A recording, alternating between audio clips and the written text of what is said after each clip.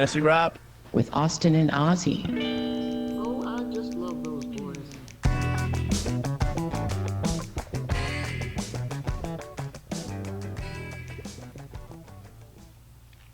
Hey everyone, this is Fantasy Rap, and I'm your host Ozzy. And I'm your co-host Austin. You can find us on fantasyrap.com. That is fantasywrap.com. Hey everybody, welcome to the follow-up to Week 6. And we're going to start out with, let's start out with how we did. Yeah. I went 1-2. Yahoo League got a win, much needed. It came down to, what game? It was Sunday night. I had T. Higgins.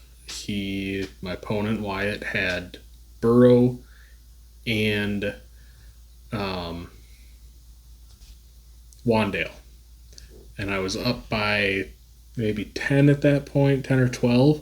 So I was nervous, to say the least. And then, Daniel Jones, for whatever reason, couldn't get it anywhere near Wandale Robinson every time he threw it. No. So I was grateful for that. And then, obviously, if Higgins has a good game, it's on the back of Joe Burrow. So that kind of cancels out. Right. Although I was nervous when Burrow ripped off that, 40-something yard touchdown, rushing touchdown. I was like, great, I just lost. But ended up getting the win. And then my two dynasty teams both just completely crapped the bed. Sub 100 in one league and then 107 in ours against Isaac, which was a big matchup. And that pushed me pretty far down. I was in fourth and now I'm down to seventh. So you're out of the playoff picture right now. Yeah, so hopefully Jonathan Taylor comes back this week, and the receivers. Kyler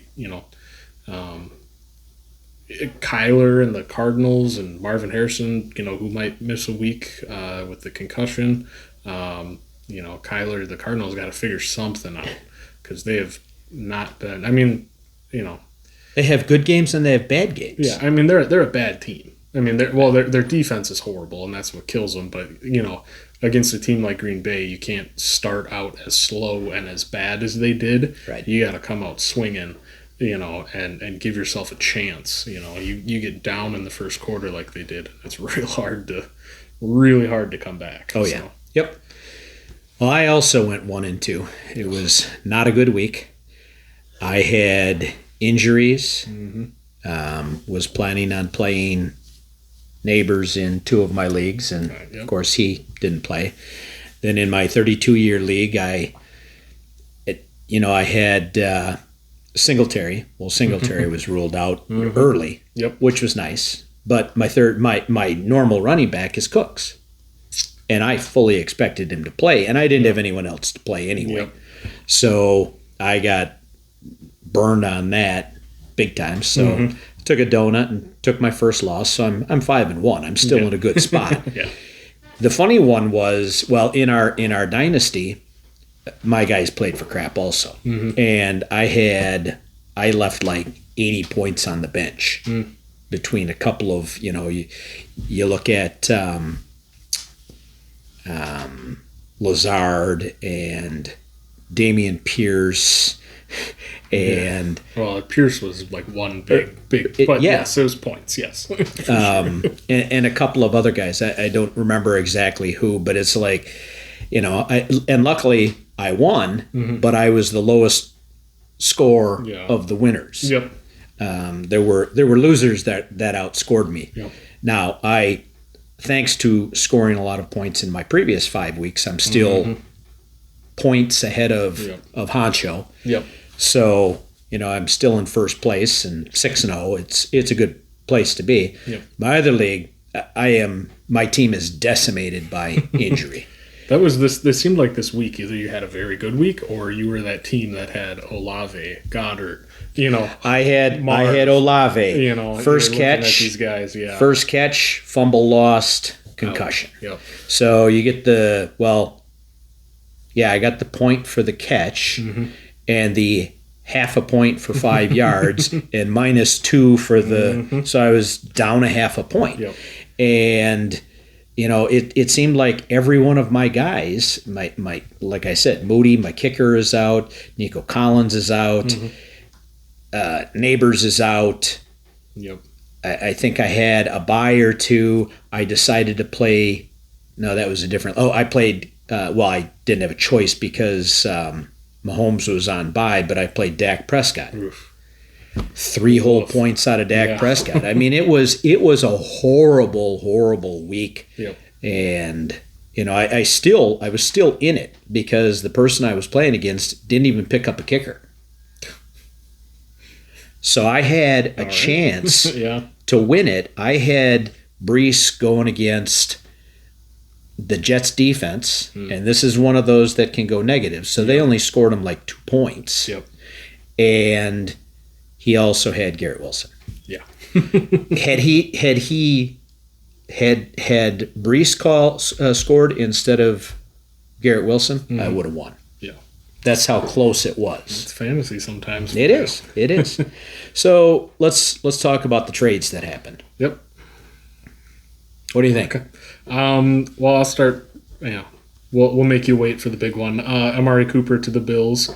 I like it. This was, my landing spots for Amari was number one was probably Kansas City, because they could afford him, and they could. I think they could. I think they couldn't afford Devontae, but I think they were able to afford Amari Cooper. So that was where I thought he was going to go, but ended up going to Buffalo, who so very obviously needs a number one receiver.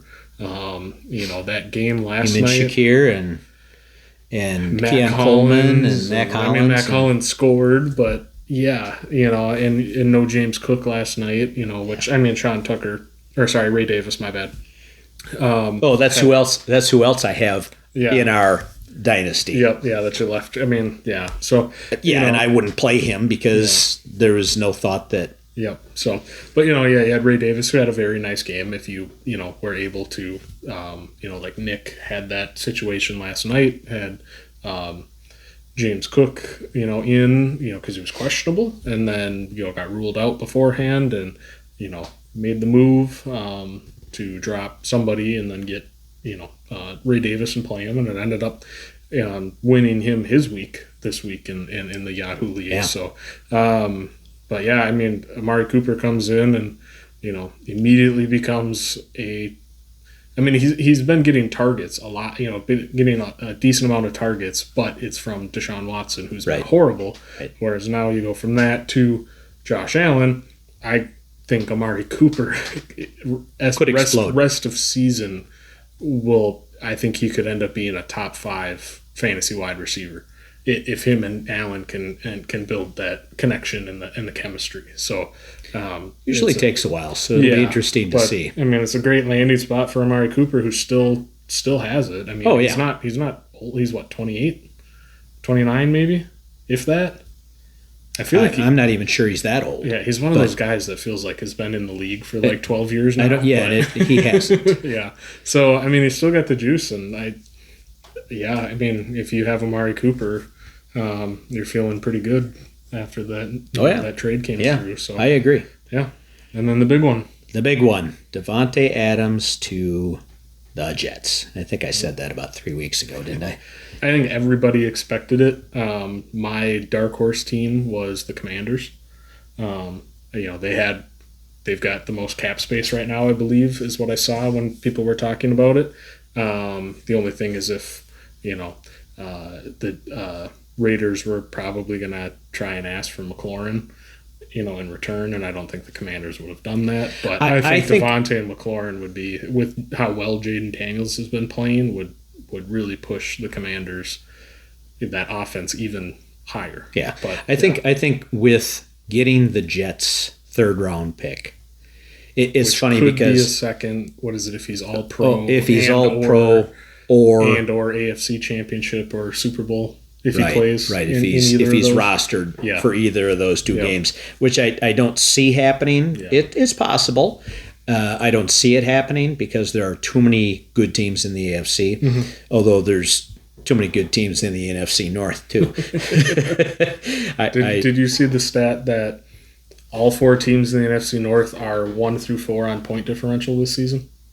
I did not. Yeah. Wow. Yeah, it's Minnesota, Detroit, Chicago, Green Bay, and we have like a 41-point differential positive. Yeah. And those other guys, like Minnesota's like 60 something, like they're just I think crazy. I was looking at CBS's top 10 ranking, and at 2 is Minnesota, at 4 is Detroit, at 6 is Green Bay, at 9 is Chicago. Yeah. So you've got 10 NFC North. I mean, 4 NFC, all 4 NFC North teams in the top 10. Yeah, it's pretty impressive. Yeah, and kudos to the Bears. I mean, they've been playing great football. Caleb Williams has been playing extremely well, not making the big mistakes that he made in the first game or two. Yep.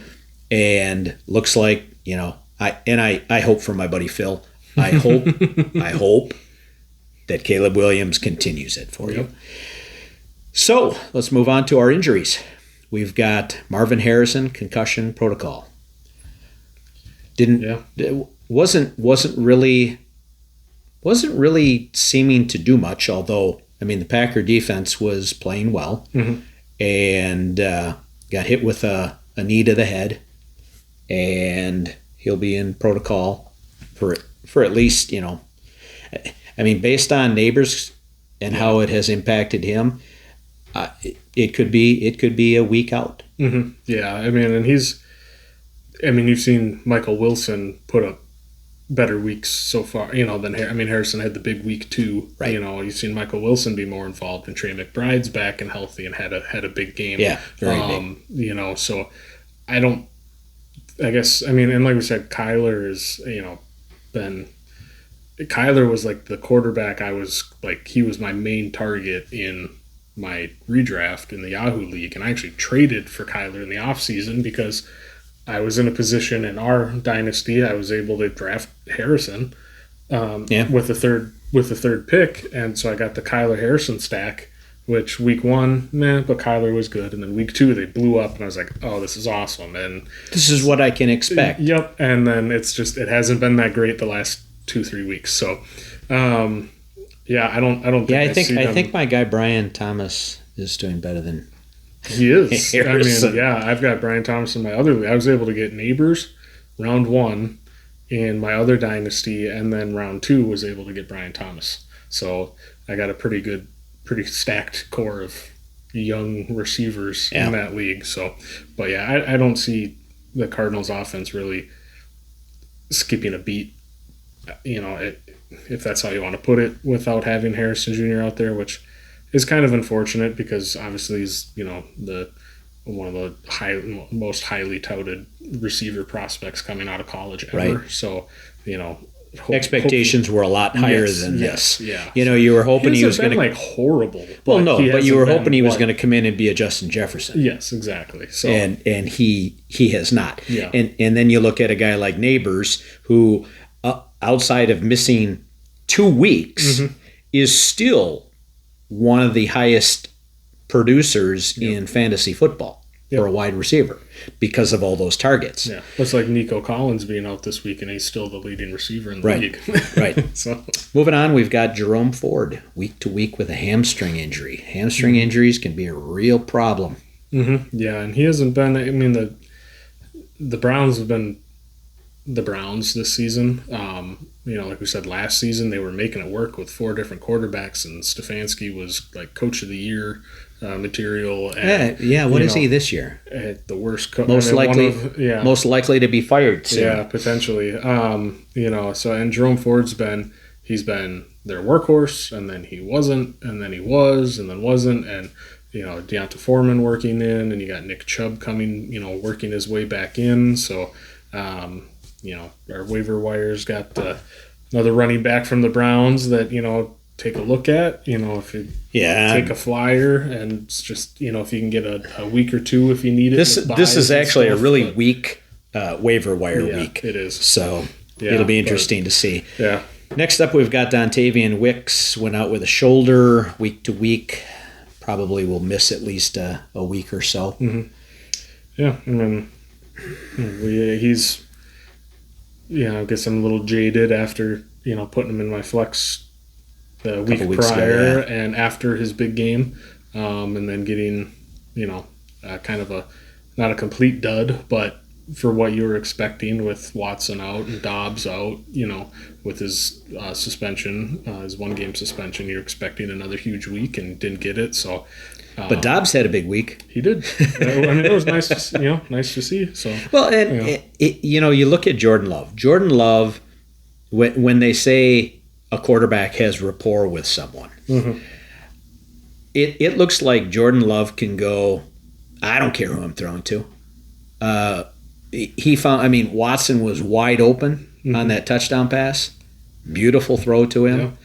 Yeah. The one was I'm going to get crushed. Just throw it up toward the end zone. And Dobbs saw it before the defender and comes back and gets it and turns it into his second TD. Mm-hmm. He doesn't care. No. He does not care who he's throwing to. Last week it was the tight end, Tucker Kraft. Kraft, yeah. So it's just whoever seems. So I don't, Wicks out. Okay. Yeah.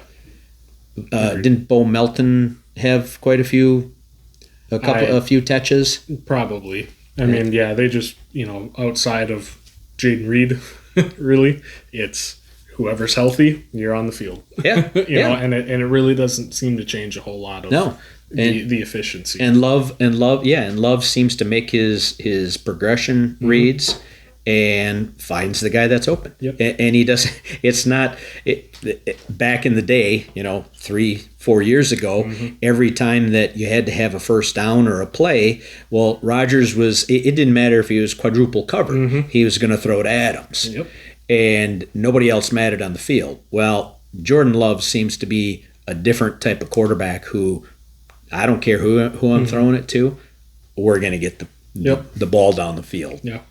Next up, we've got Travis Etienne. Hamstring injury, week to week.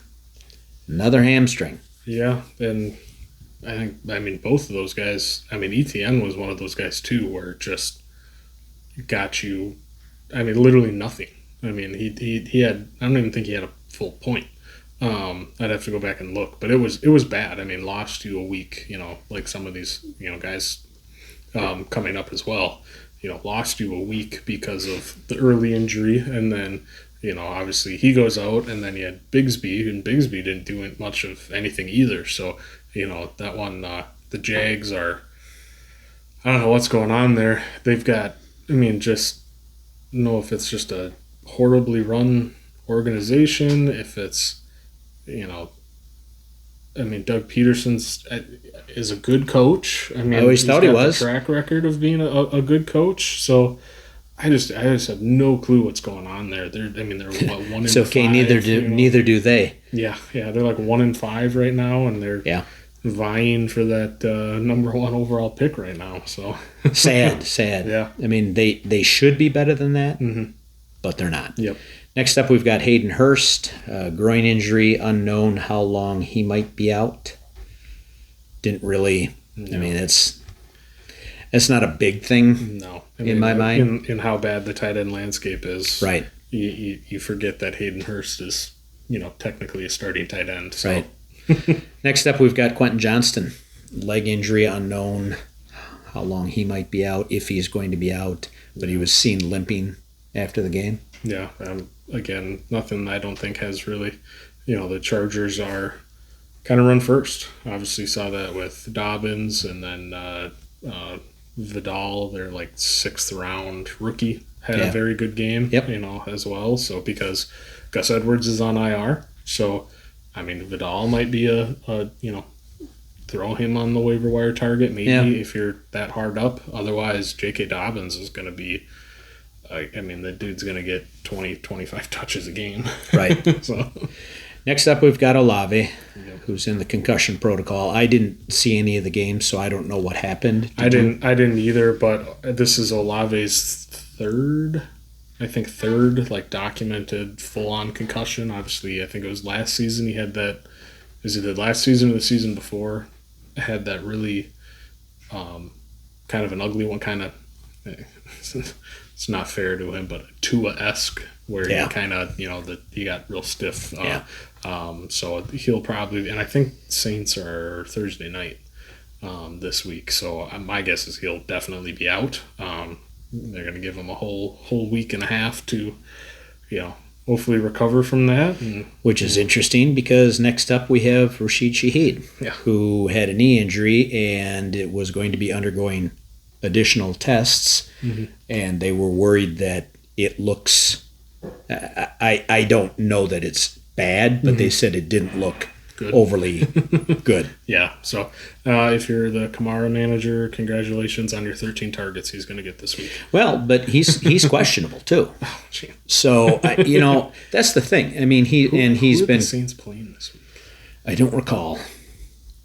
Is it Denver? I don't know, but I can't remember because I don't remember seeing the commercial with what's his face. It's on Thursday Night Football.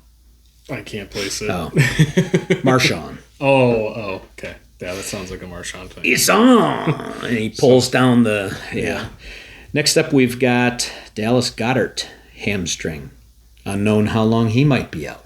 Yep. Yeah, he again another guy that killed you this week with 0 points, I believe. I had him in the one dynasty that I didn't even put up 100 because I threw him in my tight end spot.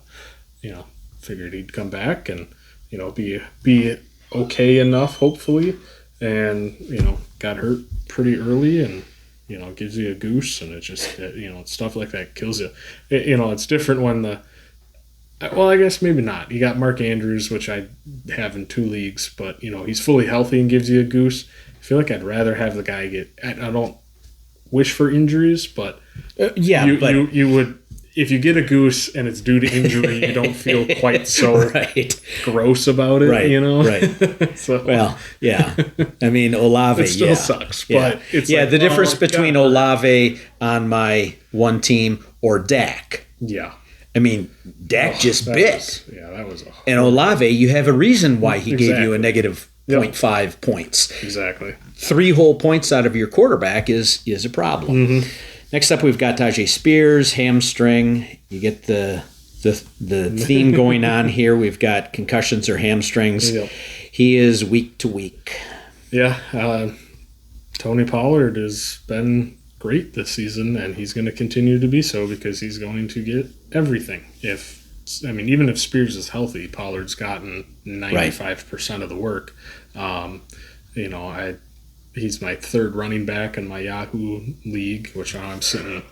I got to make some trades or something. Because I've got Jameer, which David Montgomery pisses me off. The Lions just signed a 2-year extension too, and they're like, "Oh, here you go. Here's everything."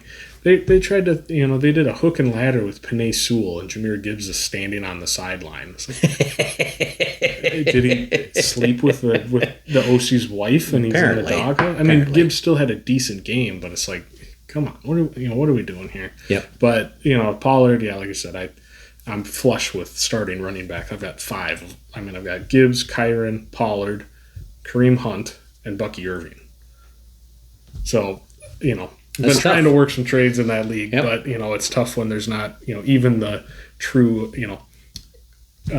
quote unquote alpha receivers are not being truly game dominators this season. They've had huge games, but then it's not consistent, right? So it's tough to pry somebody away like that. That's true of the entire season of fantasy football this year so far. Yep. Next up, we've got Jordan Mason.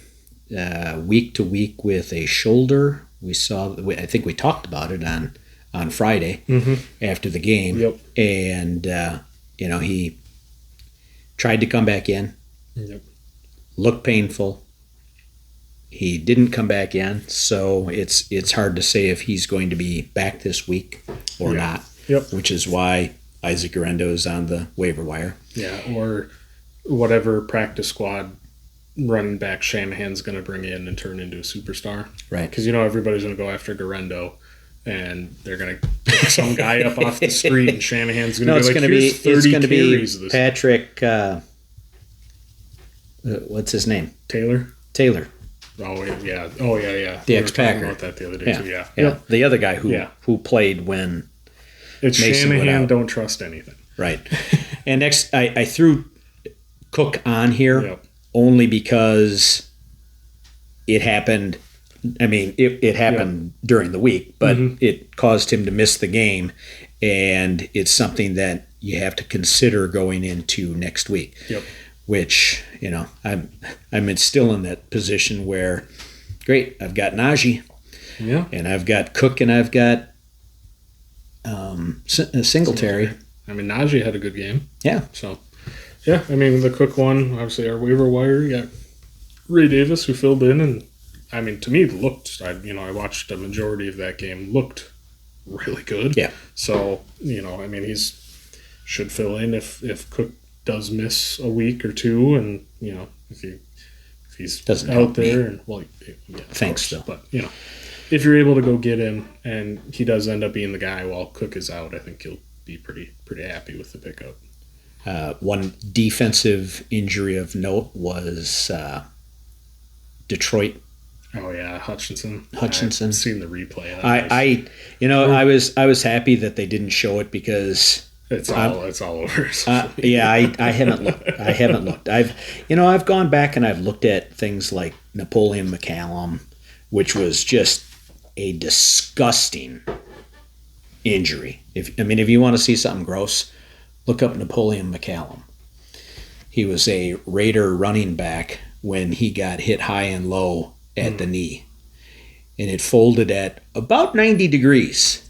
Yeah, side to side. Yeah, Hutchinson's was. Yeah, I mean, that's you don't need no. You don't need to. It looked like a Z. No, you don't need to describe it to me. I don't need to throw up in my mouth right now. Well, that one. What happened was he was sacking Dak, right? And as he spun around, his leg came around, and a teammate came and it hit him right in the kind of like was it John Jones UFC when he kicked that guy. Was that John Jones? No, that was there's Silva. Been a lot of, it was Anderson Silva who snapped his leg in half and it wrapped around the other guy as he was kicking him. Very similar to that. Yeah, that's the who's the other one? The quarterback, Theismann. Yeah, I mean that was that's the one everybody. Yeah, even if you weren't alive at the time. You've seen that replay of that one. Look up the Napoleon McCallum one because you'll really enjoy it. So our studs of the week: Sean Tucker, Old Man Tucker, running back, Tampa Bay, plus 28.3. He had 3 targets, 3 catches, 56 yards and a touchdown, 14 rushes, 136 yards and another touchdown, just under 10 yards a carry. Yeah. I mean, he looked good. Like I said, it was a little frustrating because I flexed Bucky this week, and it was a little frustrating right away because it was mostly Sean Tucker, but then Bucky ended up having a very nice game as well. And Bucky still, I mean, he was the lead guy. He still had more carries. I think they had similar targets and stuff, but obviously Tucker, with the 2 touchdowns, that's where you get that. And plus, he was probably only projected at like 5-6 points. If that. Yeah. So yeah, he was probably projected at 2 or 3. Yeah, in standard, but like PPR, Bucky was projected at like 13.5. Gotcha. Once they, ruled White out. So, yeah. But, yeah, I mean, he looked, I think it'll, one of those coaching staffs that likes to use a committee. And, I think if Rachaad White misses again, or they just kick him out onto the street, and he has to start filling out job applications, which is a possibility. I also saw in the, was looking at Sean Tucker on the Yahoo app, his stats and everything, and there was a story that came out that Todd Bowles said that he has earned a right to be part of a 3-back committee now for Tampa. And great. That's one of those situations where you look at Rachaad White and how inefficient he has been and how eye test looks bad. You go, why? I mean, I know you got some money wrapped up in him and stuff, but he kills drives sometimes because he's so slow and his rushing is just so as a running back is bad. Yeah, he catches a lot of passes and is good pass catching back, but it's one of those where you look at him and you're like, why is he the starter? So right. Yeah. Next up, we've got Chris Godwin. 11 catches on 13 targets, 125 yards, and 2 touchdowns. Yeah, Chris Godwin has been. They're using him the way they should have been the last two years that he's been, average to below average. Godwin's been. I mean, save for like 1 week, has been a superstar for fantasy, and you got him. He was kind of like where you drafted Mike Evans last season. It was like round 6, 7. I think I got Evans in the 7th round last year, and then he ended up being like the wide receiver 5 because everybody was down on Baker, and the offense as a whole, and ended up surprising. And that was kind of this season too. It's like, well, who knows if Godwin, if they play him in the slot, which is what he's, that's his game, right? Could have a good season, but nobody really knew. So that's why his ADP got pushed down, and kind of diamond in the rough. You kind of, I guess, in the later rounds. So yep. Next up, we've got Joe Mixon plus 14.4. He was 2 catches on 3 targets, 30 yards and a touchdown, 13 rushes, 102 yards and another touchdown. Good week for him. Yeah, if you held him through his injuries and the ankle and played him this week, congratulations. Yeah, I didn't seriously expect him to necessarily play this week. Yeah. I mean, earlier in the week. Mm-hmm. I mean, obviously, as it got closer, you saw that he was going to play, but I just didn't think he was going to. Mm-hmm. So, next up, we've got Cole Kmet. Hey. My start of the week. Your start of the week. Plus 13.99. 5 catches, 5 targets, 70 yards, 2 touchdowns. Yeah. I mean, like we said, in the how did we do? Caleb Williams has been looking really good the last couple of weeks, and looks like they're finally starting to click on offense. And I think DeAndre Swift had another nice game. Who didn't have a nice game? DJ Moore. DJ Moore. Yeah, that's right. He's one of those guys, yeah. Yep. So it was the Keenan and the Kmet show. Yeah. Well, Keenan only had like 40 receiving yards, but 2 touchdowns. Yes. So I mean, I could have used those 2 touchdowns with DJ Moore, and I actually would have been in the game. Same. So I mean, Kmet, he's been very consistent. Having his floor seems to be pretty safe for a tight end this season, but then his ceiling is huge. I mean, he's got huge upside on any given week. So, well, and that's we talked about Jordan Love and having so many different weapons at his disposal. Mm-hmm. So does Caleb Williams. Yeah. I mean, who do you want to throw it to? Do you want to throw it to DJ? Do you want to throw it to Keenan? Do you want to throw it to Kmet? Do you want to throw it to Odinze? Yep. Do you want to throw it to one of your running backs? Yeah. So, a good problem to have, obviously. And our last one is Damian Pierce in our studs list, plus 13.8. He had 1 catch on 1 target for 1 yard. Oh, he had 8 rushes for 76 yards and a touchdown. Yeah, and that was a longer touchdown, I believe. So, most of his yardage came on that. So that one is, I think with Mixon being back and presumably fully healthy, I'm sure Mixon will, he's going to continue to really dominate the backfield. So unless they're up big and until he gets to Green Bay this week. Mm-hmm. Yeah, we'll see. So moving on to our duds, we've got the biggest dud of all, Dak, minus 17.26 points, 17 of 33, 178 yards, 2 interceptions, 1 rush for 1 yard. He gave Jerry Jones a big birthday present. It was Jerry Jones' birthday. Oh.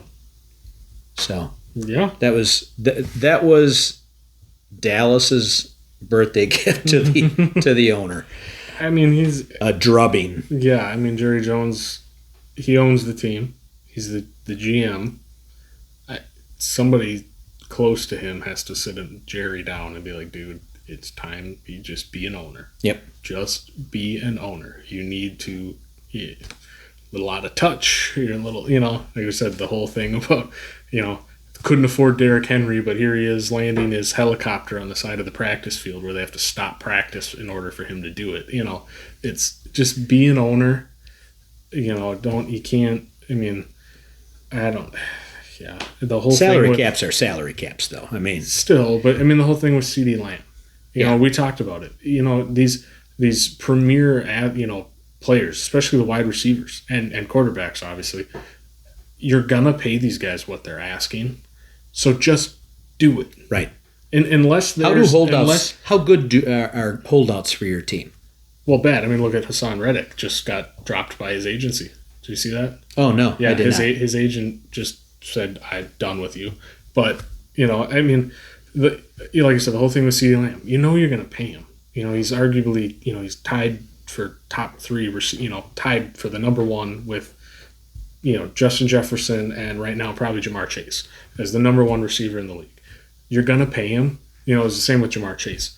Just pay him so he can be in practice, and you don't get a slow start to the season, or you don't have these other problems. And I just I think like I said, somebody's got to sit him down and be like, just please be an owner. Let somebody else come in and run this team. Right. You ultimately have to say, are we going to pay this guy, or are we not? Yeah. And if you're not, then go out and trade him. The only time that I think that you would push that back is if it's like one of those things where after this date, this amount of money comes into, you get those dates where somebody will hit, whatever hits the salary cap or whatever, you can play around with that stuff. But just to be like, nope, we're not going to pay you that. And then, you negotiate, in quotations again, negotiate. And, CD's like, nope, I want whatever it was, like 33 or whatever it was, $33 million. And they're like, how about 29? He goes, nope, how about 33? How about 30? And then it just, how about 33? And he's like, oh, thanks. We could have been done with this 3 months ago. Right. So, but yeah, Dallas looked horrible. Yeah. I mean, like I said, the Lions didn't take him seriously. They ran a hook and ladder with Penei Sewell. Right. They threw a pass to, was that Dan Skipper or whatever, that extra lineman that they always bring in when they go jumbo package. Yep. They tried to throw a touchdown to him. Like, they just did not take Dallas serious. And no. I mean, Dallas... I don't take Dallas serious. Yeah, if they keep playing like this, I don't think Dallas is making playoffs. Right. So, next up, we've got Saquon, minus 13.61. 2 catches on 2 targets for 7 yards, 18 carries for 47 yards. Inefficient. Yep. I mean, Saquon, that team, they got A.J. Brown back, they got Devonta back. Granted, they lost... And they both played Goddard. Well. Yep. Granted, they lost Goddard, but, for the week or however long with the hamstring. I think it's just one of those fluky duds. I mean, he still had 20 touches, total. Right. The 2 catches and then the 18 rushes. So just one of those fluke duds for Saquon. You just kind of brush it off and move on to the next week. Yep. Next, we've got Olave, minus 9.81. 1 catch on 1 target, 5 yards, fumble lost. Injury, we talked about it. Mm-hmm. So, like I've said before, I hate putting guys as duds when they get injured. Yep. Next up, we've got DJ Moore, minus 9.02. 4 catches on 5 targets for 20 yards. Most of, a lot of his catches have been down the field, and now he has 4 for 20 yards. Yeah, I don't know what. I didn't watch the game because it was the early game, and we were chasing the kids around and stuff. And my parents were down this last weekend. Yeah, so. I was actually watching it. It was a good game. Yeah. But I think DJ Moore's gonna devolve back into his boomer bust. With Keenan healthy, Adunze if he's back and healthy. Obviously, you got Komet, who's in the studs. I think it's just going to be.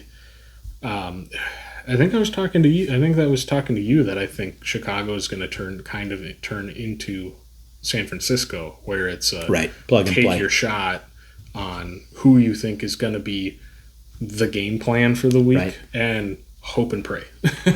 So yeah, Which is nice if you have the quarterback. Well, yes. But it's not so nice when you've got trying to find that one of those receivers. Yep. And our last dud of the week was James Conner, minus 8.8. 4 catches on 5 targets, 22 yards, 7 rushes for 24 yards. The Packers just shut them down. Yeah, well, and like I said earlier, you get down like that early in the game with a running back like James Conner, who, does better when he has the volume. Right. It's hard to do that when you're trying to play catch up. Right. 5 targets is pretty good, but for only 22 yards, not that good. But yeah, Green Bay, defense played really well, and Connor's actually been very consistent this year, right? And putting up good games. So this one too. Like I said, he seems to be the only true consistent option for the Cardinals for fantasy. So I think he's going to be kind of similar to Saquon, where just a fluky dud week, and as long as they can stay close in games, he's still going to get his volume. Right. So. Right. Agreed. Moving on, we've got our waiver wire. We talked a little bit about old Sean Tucker. Again, he's it's going to be hit or miss. I mean, I still like Bucky Irving. Mm-hmm. So I don't know that Sean Tucker is going to necessarily get a lot of work, but he may be a decent addition for at least the near term, or if, like you say, get rid of Rachaad White. Yeah, which they may or may not. Yeah, I don't think they would, but unless they can trade him to a team. Yeah, I mean, that if you're the Rachaad, manager, and Bucky's not available, which I highly doubt he is. Right. And Tucker's out there. Tucker.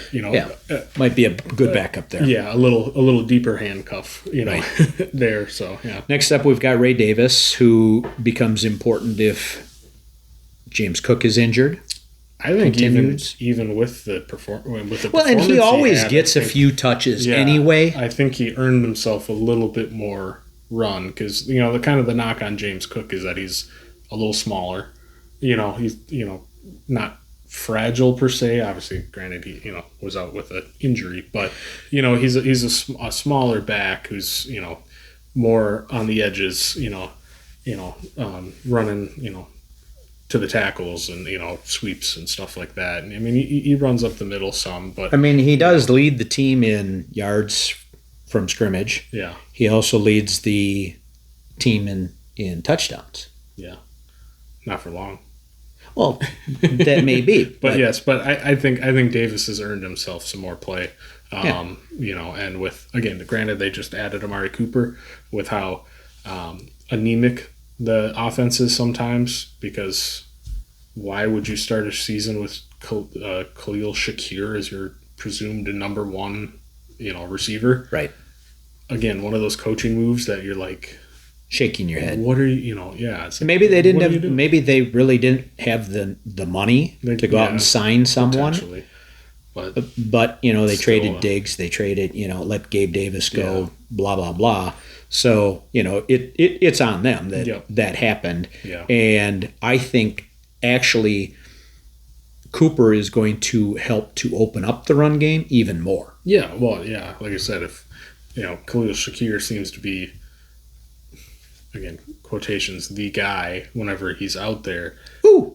Yeah. That's scary. I mean, well, that's what it seemed to be when he was. I mean, he was getting targets, he was. A lot, but it wasn't really amounting to a whole lot because the defense, they're not scared of any of those guys. Right. You add Amari Cooper to Josh Allen, and all of a sudden defense is you a little more respect. Yeah, you gotta pay that respect to Amari Cooper. Right. So yeah, I agree. It will open it up. I'm just saying. I think if you're the Cook manager, I think Ray Davis is a great handcuff. Oh yeah. Next up, we've got Isaac Arendo, like we mentioned, with another handcuff, right? With Jordan, yeah, and that's a deep handcuff, knowing that CMC is going to be back, or the plan is that he's going to be back. I'm hoping he's going to be back, although I've only got him in my dynasty, so it's not that big of a deal. Yeah. Next up, we've got Drake May. Yeah, I think from what we saw this weekend, I think in the right matchup could be a streaming option going forward. Ramondre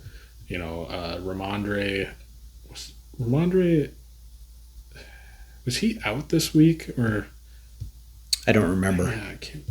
I think he was super inefficient this week. It was either him or Gibson. Like I think Ramondre was like 13 carries for like 19 yards. It was something crazy like that. But Drake May came in and is the only rookie up until Williams this week that, has thrown 3 touchdowns in a game.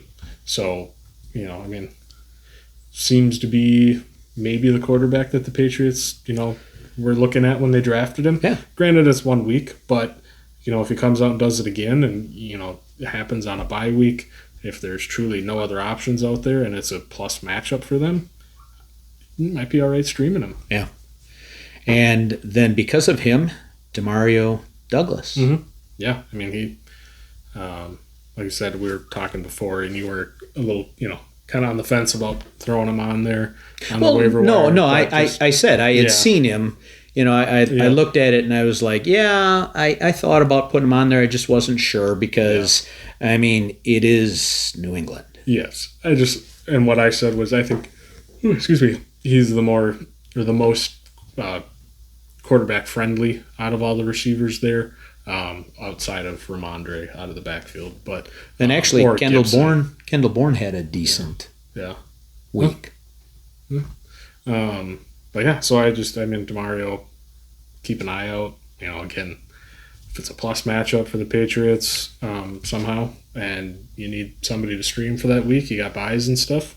I think Douglas could be a decent play as well. Yep. And then our last one is Pierre Strong, who, that right now that's kind of a mess with the injury to Jerome Ford.